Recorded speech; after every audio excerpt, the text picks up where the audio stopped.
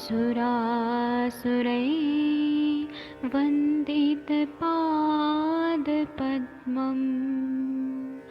लोके जरारुभयमृत्युनाशं दातारमीशं विविधौषधीनां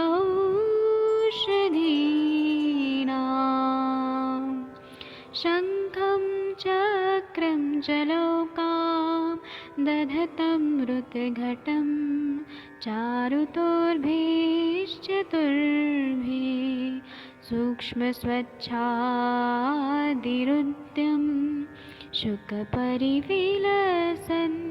मौलिमं भोजनेत्रम् कालाम्बोदोज्ज्वलाङ्गं कटितटविलसत् चारुपीताम्बराढ्यं वन्दे धन्वन्तरिन्तं निखिलगदमिव प्रौढदावाग्निनीलम्।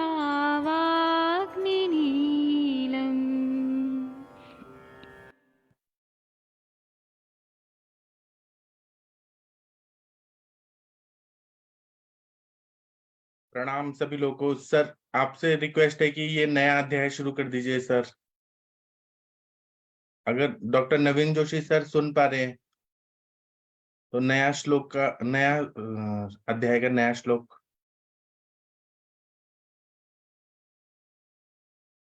सर नहीं है क्या? तो फिर रवि सर, मंदाकिनी मैम कोई शुरू कर दीजिए प्लीज। Ji sir. पंचदशो अध्याय सर, उदर चिकित्सा। जी जी सर। अर्थात उदर चिकित्सितं व्याख्यास्यामः इति स्माहुर आत्रेयादयो महर्षयः। अब यहाँ पर उदर की चिकित्सा की व्याख्या करेंगे। यह आत्रेय आदि महर्षियों ने कहा था। जैसे कि आत्रेय आदि महर्षियों ने आपस में इसके बारे में डिस्कशन किया था। उदर रोग में विरेचन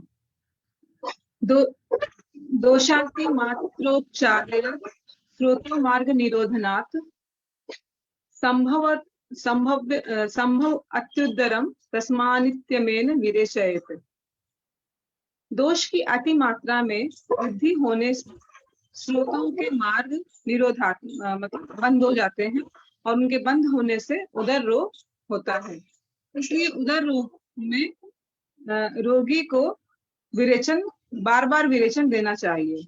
हाँ, इसको समझाइए ना, आपको क्या समझ आया हमें भी बताइए। स्रोतस का अब जैसे हम हमारे आहार विहार और मानसिक कारणों से जब हमारे मंदाग्नि होती है, उसकी वजह से आम कलेक्शन होता है स्रोतस में। फिर दोष बढ़ जाते हैं और दोष बढ़ने के साथ वो जितने भी हमारे रसवा रक्तवा स्रोतस के माध्यम से वो दूषित करते हुए स्रोतसों को वो उदर में इकट्ठे होने लगते हैं। और जब वो उदर में इकट्ठे होने लगते हैं तो वो वहां से उदर नामक रोग करते हैं। या तो जैसे कि जलोदर हो गया या वही जलोदर के बारे में बता रहे हैं आप, सही जा रही है। हाँ, जैसे कि जलोदर हो गया। हाँ, इसमें क्या है कि अम्बुव स्त्रोतस की दृष्टि होती है, स्वेदव स्त्रोतस की दृष्टि होती है, अन्नव स्त्रोतस की दृष्टि होती है। मतलब वो एक तरह से ब्लॉक हो जाता है अम्बुव स्त्रोतस। और इसमें कहीं ना कहीं मूत्रव स्त्रोतस की भी दृष्टि होती है कि अच्छे से यूरिन नहीं निकल पा रहे, पेट में पानी जमा होने लग रहा है। तो इसमें दोष बहुत ज्यादा बढ़ जाता है, मल की संचिति भी होती है, अग्निमंद भी होता है। तो हमें जैसे कचरा जमा हो गया पाइप में, बहुत ज्यादा कचरा जमा हो गया तो पानी नहीं निकल पाएगा, या नाली में जमा हो गया कचरा, तो वो कचरा निकालने के लिए एक सिंपल लैंग्वेज में स्त्रोतों के मार्ग को रुकने से उदर रोग हो जाता है, सब अवरुद्ध है, वहां पे दोष बढ़ गए हैं। इसलिए बार बार विरेचन देना चाहिए, नित्य मेनम विरेचेत, नित्य ही रोज रोज विरेचन देना चाहिए। अब विरेचन भी ऐसे नहीं करना है कि वायु का प्रकोप हो, ये आगे बताएंगे। ठीक है, thank you ma'am. Mandakini ma'am बहुत अच्छा बताया आपने। इसका टीका पढ़ना है। कौन पढ़ना चाहेगा? सबसे इंटेलिजेंट कौन है? नहीं तो मंदाकिनी मैम आप ही पढ़िए, मैं अर्थ बताता हूँ। जी सर। अस्मात् अस्मात् अनंतर उदरम चिकित्सक प्रकम्यते। अब इसके बाद हम उदर चिकित्सा की व्याख्या करेंगे। ये संबंधश्चास्य गुल्मोत्पत्तौ किल यथा वायु प्रधान कारण प्राय। ये गुल्म की उत्पत्ति के संबंध के बाद जब वायु के वहां पे प्रधान हो जाती है, तथा स एवो उदराणामपि इत्याह, और वो वायु की प्रधानता के कारण वहां जाकर के वो उदर नामक व्याधि उत्पन्न करती है, इत्याह। हाँ, ऐसा अब क्या है इसमें, ऐसे बोल रहे हैं कि अस्माद अनंतरम उदर चिकित्सकम प्रकम्यते। इसका मतलब है कि इसके बाद, अभी हमने गुल्म पढ़ लिया, गुल्म पढ़ने के बाद उदर चिकित्सा का क्रम है, प्रक्रम्यते, क्रम्यते मतलब क्रम है, उसके बारे में हम लोग शुरू करते हैं। ठीक है। संबंधश्चायम गुल्मत पत्तों के यथा वायु प्रधान कारण प्राय, मतलब हम लोग अगर देखते हैं कि गुल्म व्याधि किसका है, तो वायु का है, प्रधान कारण वायु रहता है। तो ये वायु जो है ना, ये गुल्म कर रहा है, यह उदर व्याधि भी कर रहा है। कभी भी आप लोग देखेंगे कि पेट फूल रहा है गुब्बारे की तरह, वहां पे दोष संचित हो रहे हैं, तो वायु ही प्रधान कारण है। इसीलिए यहाँ पर कहीं ना कहीं वायु का इन्वॉल्वमेंट है, जो उदर में कन्वर्ट कर रहा है व्याधि को, संप्राप्ति को उदर लेके जा रहे हैं। इसीलिए अब उदर अपी, उदाहरणम अपी, उदाहरणम मतलब उदराणम, सब षष्ठी बहुवचन, उदराणाम मतलब ये इसका हम व्याख्या आगे करेंगे। इत्याह, इस तरह से कहा है। आगे पढ़िए। अथात उदर चिकित्सितम व्याख्यास्यामः इतिह स्माहुर आत्रय आदयो महर्षय। अब उदर चिकित्सा की व्याख्या करेंगे, ऐसा आत्रेय ऋषि महर्षियों से डिस्कशन करने के लिए बोल रहे हैं। दोष अति मात्रोपचयात स्रोतो मार्ग निरोधनात्, नहीं ये दोष नीचे वाला पढ़ना है ना सर। दोषाणाम अति मात्र समुच्चयो वृद्धि तस्मात् श्रोतसाम मार्गा मुख रूपाणि छिद्राणि तेषां निरोधाच्च भवत्य उदर यत तस्मादेन उदारेण अभिक्षण विरेचय। जब दोष अधिक मात्रा में बढ़ जाते हैं, तब वह श्रोतसों के मार्ग यानी उनके मुख के रूप को, उनके मुख के छिद्रों को ऐसे आच्छादित कर देते हैं, और तेषाम निरोध, उनके मुख के बंद हो जाने से उदर होता है। यत तस्मादेन उदरिणा, और इस उदर जैसे रोग में हमें बार बार विरेचन देना चाहिए। हाँ, अच्छा ये पढ़ लीजिए आप, फिर मैं बताता हूँ। प्राणवात प्रधान त्वादस्य व्याधि स्निग्ध विरेचन महा। वात प्रधान व्याधि में ये मतलब जब वात प्रधान उदर होता है, तो इसमें स्निग्ध विरेचन के बारे में उन्होंने बताया। जी सर बोलिए। इसमें ऐसा बोल रहे हैं कि दोषाणाम अति मात्रम उपचयो वृद्धि। यहाँ पे दोषों की अति मात्रा में वृद्धि हो रही है, उपचय हो रहा है। तो ये उपचय को इन्होंने वृद्धि, मतलब ऊपर के श्लोक में तो वाग्भट जी ने बोल दिया उपचय हो रहा है, इसको जो अरुण दत्त जी है सर्वांग सुंदर टीका लिख रहे हैं, बोल रहे हैं यहाँ पे वृद्ध हो जाते हैं, बढ़ जाते हैं बहुत ज्यादा। जो हमें अनवांटेड चीजें हैं, वो दोष जो है अति मात्रा में उपचय मतलब वृद्धि करते हैं। तस्मा स्त्रोतसा मार्गा, मैंने जैसे बताया कि नाली में कचरा जमा हो रहा है, उसी तरह से जो स्त्रोतस है उनका ना आगे का भाग जो है मुख रूपाणी छिद्राणी, मुख रूप जो छिद्र है वो ब्लॉक होते हैं। तेषाम निरोधाच, उनका निरोध हो जाता, मतलब वो ब्लॉक हो जाते हैं। भवती उदरयत, उससे फिर उदर रोग होते हैं। अब यहाँ पे स्त्रोतस कौन कौन से हैं, तो अम्बुवह स्त्रोतस, स्वेदवह स्त्रोतस, उसी तरह से मूत्रवह भी स्त्रोतस है, और अन्नवह स्त्रोतस भी है। ये सारे स्त्रोतस जो है अवरुद्ध हो जाते, ब्लॉक हो जाते हैं।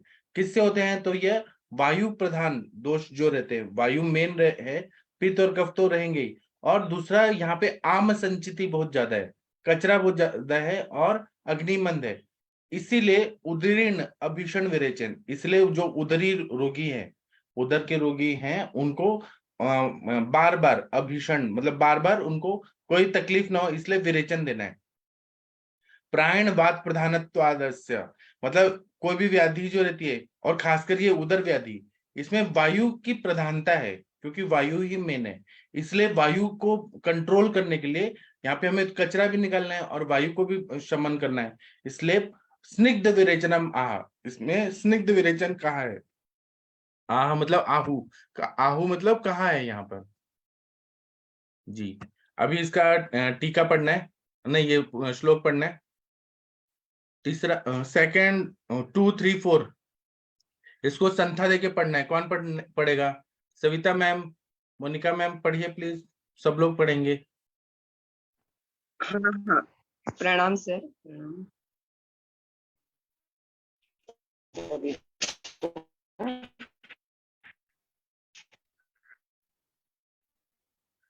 पाये तैलम एरंड, सब बोलिए। सुनाई दे रहा है? पायिततैलम हाँ ऐरण्डं सर। समुद्रम सपयोपि वा समुद्रं सपयोपि मांसद्वौ वा अथवा गव्यं मूत्रं माहिषेम वा मांसं द्वौ वा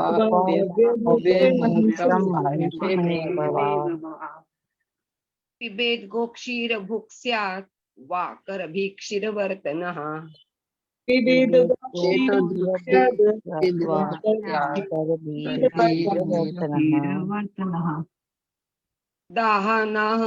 दाहानाहाति तृण्मूर्च्छा परितस्यो विचित्रतः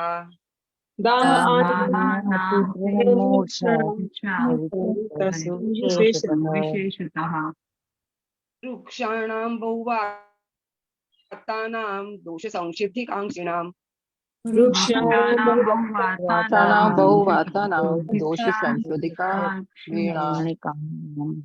स्नेहनीयानि सर्पिभिः जठराग्नि योजयेत् स्नेहनीयानि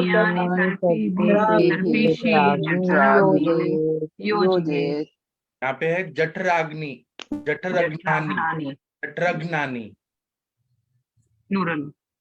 जैसे हम बोलते हैं वातग्नानी, जठरग्नानी। हाँ ठीक है, आप इसका अर्थ पढ़िए और हमें भी समझाइए। सविता मैम आपको क्या समझ आए, इसका अर्थ पढ़िए और अर्थ समझाइए।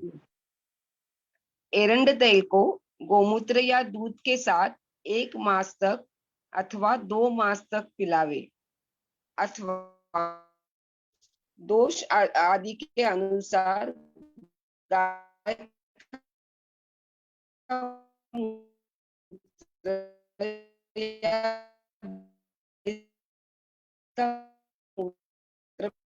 पिलाए। केवल गाय का ही मैम आपका आवाज नहीं आ रहा है, एक माता अति प्यास। आपका आवाज नहीं आ रहा है। मुझे भी समझ नहीं। कोई फिर एक और बार हिंदी ट्राई में करती पढ़ना हूँ। चाहे तो पढ़ हाँ, सकते हैं। हाँ मनीष शर्मा मैम आप कृपया पढ़ेंगी मैम, दिल्ली की डॉक्टर, या मोनिका मैम हिंदी में पढ़ के अर्थ बताना है। जी पढ़िए मैम। जी सर, प्रणाम सर। प्रणाम मैम। एरंड तेल को गोमूत्र या दूध के साथ 1 मास तक अथवा 2 मास तक पिलाएं, अथवा दोष आदि के अनुसार गाय का, सर यही पढ़ना है ना? हाँ बराबर बराबर पढ़िए। अच्छा, अथवा दोष आदि के अनुसार गाय का मूत्र या भैंस का मूत्र पिलाएं। केवल गाय का ही दूध पिए या एकमात्र ऊँटनी का दूध पिए। खासकर दोष अनाह, अतिप्यास, मूर्छा होने तक ही दूध पिए। रुक्ष एवं बहुत बात वाले तथा दोष के शोधन की चाह वालों में उदरनाशक एवं स्नेह करने वाले घृत दें। पंचकोल यवक्षार षटपल घृत को 10 मूल के क्वाथ और 2 आडक मस्तु में सिद्ध करके देवें। जी सर। इसमें देखिए विरेचन करना है तो ऐसा विरेचन नहीं बोला है कि जो शरीर को रुक्षता बढ़ाए, ऐसा विरेचन बोला है जो वायु का भी शमन करते रहे और बॉडी की रक्षा करते रहे। उधर में क्या है कि पूरा अग्नि मंद है, कचरा सब जमा हो गया आम के रूप में, स्त्रोतस अवरुद्ध है, तो हमें कचरा भी निकालना है और शरीर को नुकसान, क्योंकि पेशेंट वीक हो जाता है, पेट में पानी जमा हो जाता है। जैसे प्रेग्नेंट लेडी रहती है 9 महीने की, वैसे पेट में पानी जमा है, पूरा शरीर सूख गया है। तो इसलिए एरंड तेल को गोमूत्र या दूध के साथ 1 महीने तक पिलाना है। रोज रोज थोड़ा थोड़ा विरेचन कराना है, ज्यादा एक ही दिन में इच्छा विधि दे दिया, जमाल गोटा दे दिया, ऐसा नहीं है। थोड़ा थोड़ा निकालना है सुख पूर्वक, पेशेंट की प्राण की भी रक्षा करनी है। या फिर दोष के अनुसार गाय का मूत्र या भैंस का मूत्र पिलाना है। ऐसा बोला जाता है दुग्धम च मूत्रम च विरेचनानि, दूध होता है और मूत्र, हर तरह के मूत्र जो रहते हैं वो विरेचन करते हैं, तो ये देना है। या गाय का दूध पीना है। अब बल बढ़ाना है हमें और हमें ऐसा चीज देना है कि विरेचन भी करे और बल भी बढ़ाए। इसलिए उदर रोगी को गाय का दूध देना है या ऊंटनी का कैमल मिल्क देना है। और कैमल मिल्क का बहुत ज्यादा महत्व है, अरब कंट्रीज में तो बहुत ज्यादा महत्व है। और इसमें दाह है, बर्निंग सेंसेशन है, बहुत ज्यादा पित्त की दृष्टि है, आना है, पेट फुला हुआ है, प्यास बहुत ज्यादा लग रही है, मूर्छा भी है क्योंकि वहां पे ब्लड सर्कुलेशन नहीं हो रहा है, प्यास भी लग रही है, पेट में पानी जमा है लेकिन अम्बुवा स्त्रोतस अवरुद्ध है यहाँ पे, और यूरिन भी अच्छे से नहीं हो रहा है, तो वो सर्कुलेशन नहीं हो रहा है, इसलिए प्यास बहुत ज्यादा लगती है, बर्निंग हो रहा है, पेट फुला हुआ है। इसलिए दूध पीने के लिए बोला है, क्योंकि दूध जो है वो तर्पण भी करता है, तृष्णा को भी नष्ट करता है, दाह को भी ठीक करता है, विरेचन भी करता है, और मूर्छा में बल भी देता है, जो मूर्छित हो रहा है बार बार, इसलिए दूध पे ही रखने के लिए बोला गया। इसी तरह से ऐसे बोल रहे हैं कि रुक्ष और बहुवात वाले जो रोगी हैं और दोषों का शोधन की चाह वाले, मतलब दोष कचरा निकल जाए, ऐसे जो रोगी हैं उनको उदर नाशक एवं स्नेहन करने वाले घृत, तो स्नेहन भी और उदर नाशक कौन सा है, तो तिलवा घृत बहुत अच्छा रहता है, मिश्रक स्नेह बहुत अच्छा रहता है, ऐसे भी बहुत सारे आगे घी बताएंगे, वो सब देंगे, तो उससे वो स्नेहन भी होते रहे क्योंकि वायु का शमन करना है, और दीपन पाचन भी होते रहे, अग्नि को भी बढ़ाना है, वो खुद ही दीपन पाचन द्रव्य है, और दोषों का स्त्रोत शुद्धि करते रहे वहां पे। और जैसे जैसे स्त्रोतसों का मुख खुलते जाएगा, ब्लड सर्कुलेशन अच्छा होगा, अम्बुवा स्त्रोतस अच्छा होगा, मूत्रवा स्त्रोतस अच्छा होगा, अन्नवा स्त्रोतस अच्छा होगा, वो खुलते जाएगा, कचरा साफ होते जाएगा, वैसे वैसे पेशेंट ठीक होते जाते हैं। इसी तरह से पंचकोल, पिपली पिपलीमूल चव्य चित्रक शुंठी, पंचकोल और यवक क्षार, क्षार जो रहता है वो शरण करता है दोषों, जहाँ पे कफ आम ऐसे संचित है तो उनका पचन भी होना चाहिए, शरण होके कचरा निकलना चाहिए। जैसे कि हम कपड़ा धोते हैं, कपड़ा धोने के लिए अगर मैल जमा है, कचरा जमा है, कहीं पर गंदगी लग गई है, तो हम लोग क्षार का प्रयोग बाह्य रूप में करते हैं, यही साबुन लगाते हैं या वॉशिंग पाउडर में उसको भिगो के रखते हैं। उससे क्या होता है कि जो आदो क्ले देती पश्चात शोषित, वो पूरी तरह से उसको एब्जॉर्ब करके और कचरा को वहां से निकाल देता है, मतलब क्लीन करता है। उसी तरह से यहाँ पे दोषों को अंदर से धोना है, तो जो बायोलॉजिकल मतलब ऐसा चीज यवक क्षार जो है, जौ क्षार, जौ से बना हुआ क्षार, यह भी क्षार है, अल्कली है, ये साफ करता है। इसलिए पंचकोल दीपन पाचन के लिए, और यवक क्षार को षडपल घृत में इसमें मिक्स करके और दशमूल क्वाथ और मस्तु दही के ऊपर का जो पानी है इसमें सिद्ध करके फिर पीने के लिए देना है, तो दीपन पाचन भी होगा। और मस्तु खुद ही सारक भी है, षडपल घृत जो है वह दीपन पाचन भी है और स्नेहन भी करता है, वात का शमन भी करता है। दशमूल है, वात कफ शामक है, और मतलब हर चीज के ऐसे डिजाइन किया हुआ है, ये देने से बहुत अच्छा फायदा होता है। डॉक्टर मुन्नी शर्मा मैम आपको थैंक यू, मंदाकिनी मैम आपको थैंक यू, बहुत अच्छा आपने पढ़ा। इसका टीका पढ़ना है। हाँ हाँ डॉक्टर मुन्नी शर्मा मैम आप कृपया ये पढ़ेंगी, तेलम एरंड सर एक प्रश्न गोमूत्रान्वित। पूछना था। हेलो आप पूछिए मैम। सर, इसमें उदर रोग को हम जनरल में क्या समझ सकते हैं? जैसे यहाँ जलोदर तो जो इसका दिख रहा एक है part है। इसमें खासकर जलोदर को दिखना है। अच्छा, ओके जी सर। तो जो जलोदर में तो हम असाध्य है। धूमपान के लिए देते ही है ना सर? हाँ तो वही चिकित्सा बता रहे हैं, हम्म, आपने सही बताया कि जी यहाँ पे सर, दूध देना जरूरी है, दूध से ही बल मिलता है। जी सर, थैंक यू सर। हाँ इसका टीका पढ़ दीजिए, तेलम एरंड गोमूत्रान्वित। जी सर।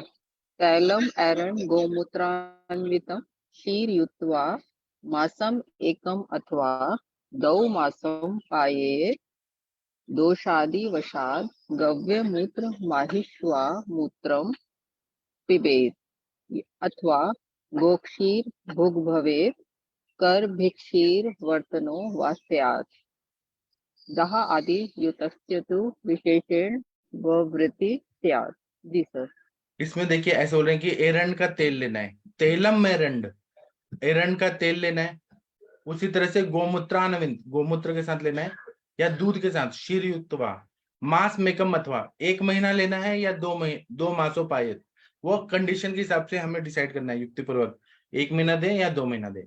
उसी तरह से दोषादि वशात, वात पित्त कफ क्या बढ़े हैं, आम दोष कितना है, उस हिसाब से गव्य मूत्र महिष मूत्र वा, गव्य गाय का मूत्र पीना है या महिष का मूत्र पीना है। महिष का मूत्र जो है वो ज्यादा स्ट्रांग रहता है और वो ज्यादा अच्छे से विरेचन करता है, लेकिन महिष मूत्र सभी को सूट करेगा ऐसा नहीं है।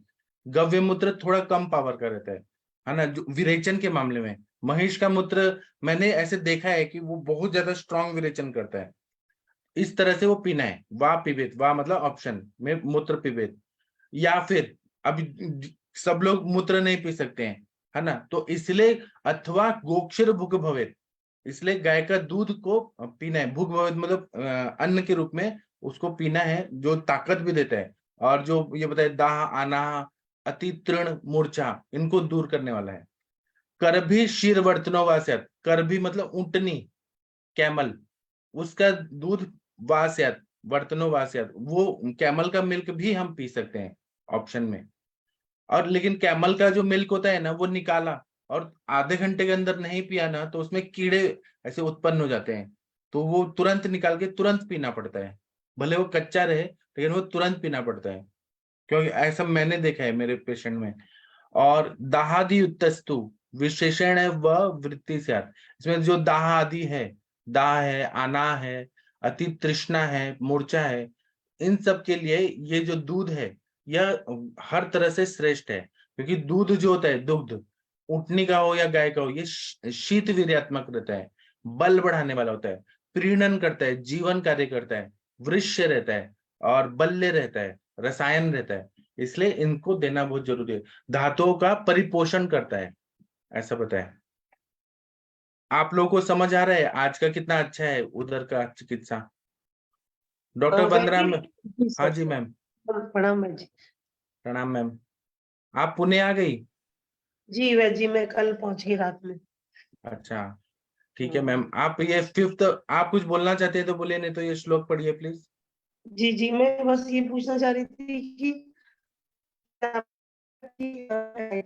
को उधर मानते हैं, तो जो कारण है साइटिस के, जैसे सिरोसिस ऑफ लिवर हुआ या कुछ, उनको भी हम उसी में तो मानेंगे?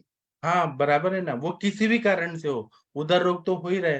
तो अभी ये हो गया लीवर का पैथोलॉजी है, और वहां पे जॉन्डिस हो गया है, ये सिरोसिस कहीं ना कहीं कामला है, तो कामला ही तो विरेचन ही, विरेचन ही श्रेष्ठ चिकित्सा है। जी जी 5th और 6th नंबर का श्लोक संथा देके पढ़ना है, और सब लोग भी पढ़ेंगे। जी मैम। षट्फलम दशमूलाम्बुम स्तुत्या आडक सातितम। षट्फलं दशमूलाम्बु आड़क साधितम। संथा देके पढ़िए, संथा देके, ट्यून देके कुछ। हाँ आगे। नागरी त्रिफलम प्रस्थम घृत तैल आत्ता आडकम। नागरम त्रिफलम प्रस्थम घृत तैलत्या आडकम। मस्तूनः अंजना मैम, साब ओ सॉरी वंदना मैम। संथा देके जी आप पढ़ो। आप एक बार फिर से पढ़िए। षट्फलम दशमूलाम्बु मस्तु तुद्याडक साधितम। अरे संथा देके पढ़िए। षट्फलम दशमूलाम्बु स्तुताडक साधितम। षट्फलं दशमूलाम्बु आडकम साधितम। नागर त्रिफलम प्रस्थम घृत तैलतात आडकम। त्रिफलं प्रस्थम घृत तैलत्या आडकम। मस्तून साययित्वे तत्पियेत्स। और तो पढ़िए वैसे। मस्तु न साधे त्वेत पिबेत पिबेत सर्वोदरापहम।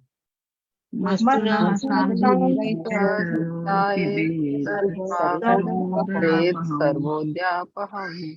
कफ मारुत संभुते में च परमं हितम।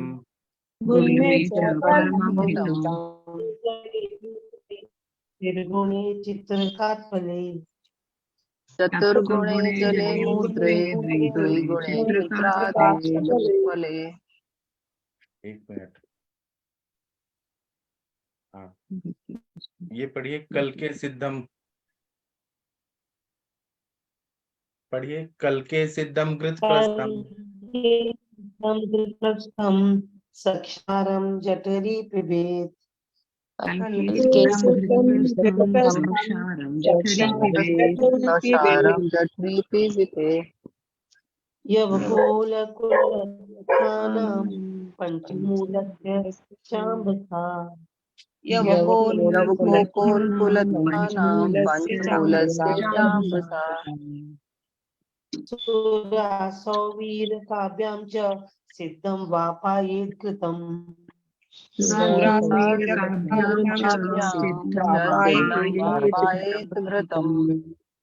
आप लोगों को मजा आया है? साथ में संस्कृत पढ़ने में अच्छा लग रहा है बहुत?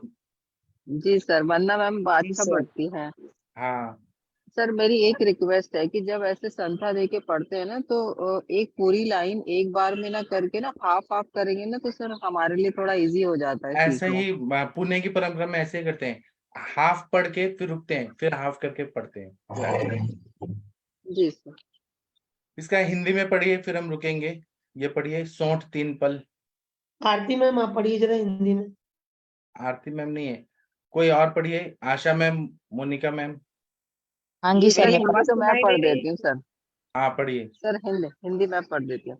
60 3 पल, घी और तेल एक प्रस्थ, मस्तु एक आडक लेकर इससे स्नेह सिद्ध करे। यह सब उदरों को नष्ट करता है। कल्क और वायु से उत्पन्न गुल में अतिशय हितकारी है। घी एक प्रस्थ, जल 4 प्रस्थ, गोमूत्र 2 प्रस्थ लेकर इसमें चित्रक का कल्क 2 पल मिलाकर घृत सिद्ध करें। इस घृत में यवक्षार मिलाकर उदर रोगी को खाएं। जौ, बेर, कुल्थी और बृहद पंचमूल के क्वाथ में सुरा और कांजी मिलाकर घृत सिद्ध करके पिलाएं। जी बहुत सर। अच्छा। इस पे हम कल चर्चा करेंगे, सर भी आ जाएंगे, जोशी सर। और अभी आप लोग ना कोई प्रेयर कर दीजिए भगवान का, हम इस पे कल फिर चर्चा करेंगे अच्छे से विस्तार से।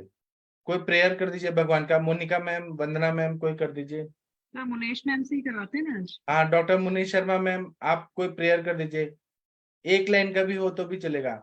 ओम नमः शिवाय। गायत्री मंत्र सर, गायत्री मंत्र करूं? हाँ मुझे मतलब मेरी मोनिका मैम की तो बहुत स्वीट वॉइस है, मैं तो सिंपल ही कर पाऊंगी सर। करिए करिए मैम। जी सर, थैंक यू। आपकी ओम बहुत स्वीट है मैम। भूर्भुवः स्वः तत्सवितुर्वरेण्यं भर्गो देवस्य धीमहि धियो यो न प्रचोदयात्। जी सर, आप लोग को कैसा धन्यवाद लगा? सभी लोगों का। आप लोग को कैसा लगा अभी का सेशन? सर सेशन हमेशा बहुत अच्छा होता है। हमेशा ही अच्छा होता है। जी, तो अभी हम बंद करते हैं क्योंकि अभी टाइम कम है और फिर पूरा कंप्लीट नहीं हो पाएगा, इसलिए कल करेंगे। थैंक यू, प्रणाम सभी लोगों को। अब हम शाम को मिलेंगे। Thank you.